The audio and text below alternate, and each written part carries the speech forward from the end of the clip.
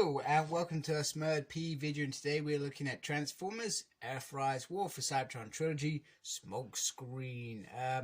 I got this from Kapow Toys, who have currently had some restocks, so I was very happy because at present this figure is probably going for a lot more than I wanted to pay for it. And on the side we have a nice picture of Smokescreen. And on the back, two promo shots, which are very, very nice. And then on the side, we have this lovely artwork from the Earthrise Netflix series. So I'm going to crack him out of his plastic prison. So, Megatron's Master Plan Part 1 and 2 were my favorite episodes of all time. I had the VHS tape. I used to watch it as well as the movie. Those two episodes were by far the best G1 episodes in my mind ever. I'm sure there's plenty of other good episodes, but you know that season 2 had some of the best. It also had some of the most ridiculous episodes as well, and some that I like, which perhaps I shouldn't. One that springs to mind is Trax and Roll's what's it, car theft scheme. I can't remember who did it. I feel like I should be watching these things again. In fact, the more I review, the more I want to actually crack out my DVDs and start watching them again. So Smokescreen, I can't remember if he made his debut in that episode, but he comes spinning out of that tunnel, sprays Megatron, and they escape with the protected fuel that Megatron was after. And from that moment forth, I really love Smokescreen. Now, this figure is absolutely gorgeous in terms of the color quality here is absolutely really nice. I'm not going to say that I'm a fan of the color of these. In my mind, I feel like they should be gray. I'm not sure why, whether there's an actual reason. He has a really nice, beautiful head sculpt. The light is affecting it a little bit, so he's got some nice green eyes, yellow kind of, I call it the Sigma that we've seen many times with Prowl, Ratchet, Silver Streak, Blue Streak, and I'm sure there was another one, Silver Streak, I can't remember. They were like clones of Prowl or whatever in the G1, and they just slowly disappeared. So they reused this mold a lot, is what I'm saying. But this, you know, everything just about it just feels really, really nice. Paints really well. I mean, you got the hollow inside of the legs, which is a bit disappointing. I always feel like they could have made more with this section. I'm probably being a bit pedantic, and it probably would cost money to do that. Whereas they've reached the object that we would have liked. The back looks very nice and neat. You know, you can always bring that in, but that's sorry, you can bring that in, but that just looks weird at that point. You can also take his gun, so he's got this nice little blue gun, which I actually dig being on the side there. I feel like it looks really nicer than in his hand. There's a nice movement on the arms, so you can get him into some really nice poses there.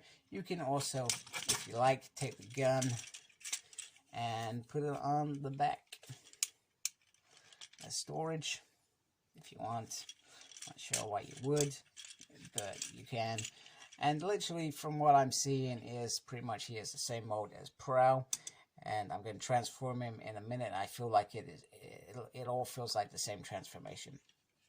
And I'm going to say this now, I like the Masterpiece Blue Streak, but the colors on this feel so much richer and actually make this figure look perhaps a little bit better than that the Masterpiece figure itself. But I gotta say that I'm really digging this figure. If I can get him into a nice place. So let's, without ado, bring in some other figures. So for this review, I've brought in Ultra Magnus and I brought in Optimus Prime, so you can see kind of three different scales, sorry. So you can kind of see the deluxe size. You can see I feel like this is a Voyager in my mind, and then this is Leader Class. I could be wrong and talking rubbish, but I feel like this works. And I always feel like there's some sort of connection between these two. I'm not sure what it is. Maybe it's just in my head. But anyway, they look very, very nice together. And it's great to be having an Autobot squad, I guess. I mean, in G1, you know, these two only came together in the movie, which I always felt like that scene with Ultra Magnus was a bit forced, whereas it could have been a lot smoother if you had him in a few episodes of Season 2, rather than just trying to make some money, Hasbro. Was it Hasbro, or was it Rainbow Sun? I can't remember. Anyway, let's move on. I'm going to go transform Blue Streak, and let's see what his armor looks like. Okay, so the transformation is not that difficult. I guess the biggest bit that hurt me was the legs, but it works. It happened. I did it. The other thing I just wanted to point out about the legs, which you can't see it, it's kind of on a little thing, so you can actually separate it from the torso, which is quite annoying, and it popped out a few times. I guess the good thing about it is it pops straight back in, otherwise I'd be really, really peeved off with myself. Yeah, it's just a bit weird, and I worry that now that it's popped out, that's going to end up being a bit loose. You also see his head under there, which is cool. It rolls quite nicely, and I like these on the front. I feel like they are very, very nice. My biggest gripe, if you've watched my videos, you probably guessed it. Yes, the big gaping hole there for a gun. Probably said this a million times. Not a fan of guns unless it suits it or it's part of the Ord mode. And if I remember rightly, in his Ord mode, he did used to do these things. And this just looks oh, it doesn't look too bad. I guess I gotta remember it's still a kid's toy, even though I want it to be a grown-up toy. You could also put the gun like that. I think that probably looks a little bit worse. So, yeah, big annoyance. Even my hand looks better than that big gaping hole. It does kind of connect really well together, although you can obviously see where it connects. And we'll bring in Jazz, which I may have only just realized it. It's a very actually similar mold. Maybe, in fact, the same. Some parts are perhaps the same mold. Nah. No, it's, different bits. There's certainly similarities with these two figures that I didn't just realize. So, but this, other than that, it is a very, very nice car. It does look absolutely gorgeous. Nice 80 on the side.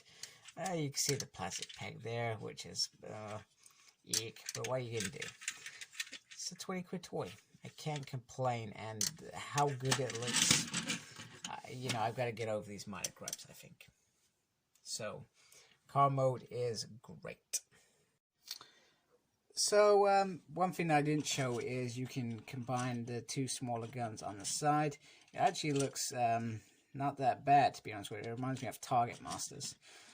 So, I feel like it works really well. I also got, he has a waist swivel on his wrist, which I think is really cool. But, other than that, just wrap up the figure. This is a very beautiful figure, and it's the colors that really bring it out. Hasbro have done a great job with this. If you can get it for a decent price at this point in time, grab it, because this Transformer line has, alright, it's not perfect, but it has its flaws. But other than that, it's been nothing but phenomenal, especially catering for those crazy G1 fans out there. I'm one of them, by the way. Still like Beast Wars better. Don't hate me for that. But, it's a beautiful figure. Please continue watching my figures if you're subscribed and you're a G1 fan. Anyway, moving on. Goodbye. Please like, comment, and subscribe to my channel.